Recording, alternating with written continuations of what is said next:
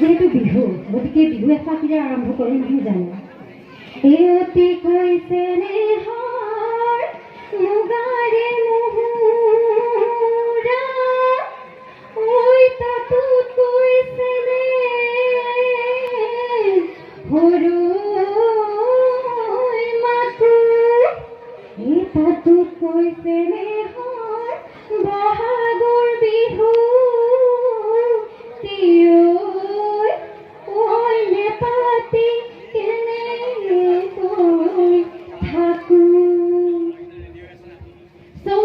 ৰজনজনাই যোৱা ঢোল পেঁপা গগনৰ মাতে বসন্তৰ জোৱাৰ তুলিছে মৌখনা কুলিৰ মিঠা মাতে হেনো আমাৰ ৰঙালী বিহুটিক আদৰিছে সেই যে পাট গাভৰুজনীও বোলে জেতুকা ফুলীয়া দুহাতেৰে মেজাম কৰি দেহাত ৰিহাখন মেলিয়াই নাচিবলৈ সাজু হৈছে আৰু সেইদৰে তেলীয়াগাঁও সাংস্কৃতিক বিকাশ মঞ্চৰ উদ্যোগত আমাৰ বহাগৰ বিহুটি আদৰিবলৈ যুঁজা চলাইছিল আৰু আহি এই শুভ পন্থীত আমি উপস্থিত হৈছোঁ। নমস্কাৰ, মই ৰঞ্জিতা বৰ্মন আপোনালোকৰ সন্মুখত আপোনালোকৰ ভূমিকা হিচাপে আশা কৰোঁ আজিৰ এই অনুষ্ঠানটি এদিনীয়া অনুষ্ঠানটি সুচাৰুৰূপে নিয়াৰিকৈ চলাই নিয়াত আপোনালোকে সম্পূৰ্ণ মোৰ লগত সহযোগ কৰে।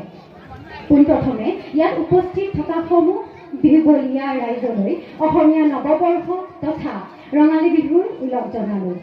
আমাৰ অসমীয়া মনবোৰ এনেও উৰি থাকে নহয় জানো তাতে আকৌ আমাৰ অসমীয়াৰ ৰঙালী বিহু যাক ঘাই বিহু বুলি কোৱা হয় এনেই নাচনি তাতে আকৌ ৰঙালী বিহু নহয় জানো গতিকে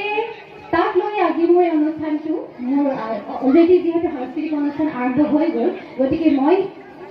এইখিনি সময়ৰ পৰা আপোনালোকৰ লগত থাকিম গতিকে আপোনালোকৰ সম্পূৰ্ণ সহায় সহযোগিতা আশা কৰিলোঁ। এটা কথা কওঁ আপোনালোকে সকলোৱে হৈছে বুলি ক'ব ঠিক আছে কাৰণ আশীৰ্বাদে আটাইতকৈ ডাঙৰ বস্তু নহয় জানো আপোনালোকৰ সন্মুখত আজি থিয় দিব পাৰিছোঁ মাত্ৰ আপোনালোকৰ আশীৰ্বাদৰ কাৰণে ঠিক আছে ভঁৰালত ধান হওক পুখুৰীত মাছ হওক বোলো হৈছেতো শুনা নাই মই পুখুৰীত মাছ হওক গোহালিত গৰু হওক বাৰীত শাক পাচলি তামোল পানেৰে ভৰি পৰক বোলো ছোৱালীবোৰে টিকটক কৰিব এৰি পঢ়াত মন হওক ল'ৰাবোৰে অলপমান বাইক চলাই ফিটাহি মাৰিব এৰি পঢ়াত মন হওক আৰু তাৰ লগতে সমগ্ৰ তেলীয়াগাঁওবাসী ৰাইজ আৰু ইয়াৰ উপস্থিত থকা সদস্য কমিটি সকলোৰে নেদেখাজনৰ ওচৰত তেওঁলোকৰ মংগল কামনা কৰিলোঁ। ধন্যবাদ।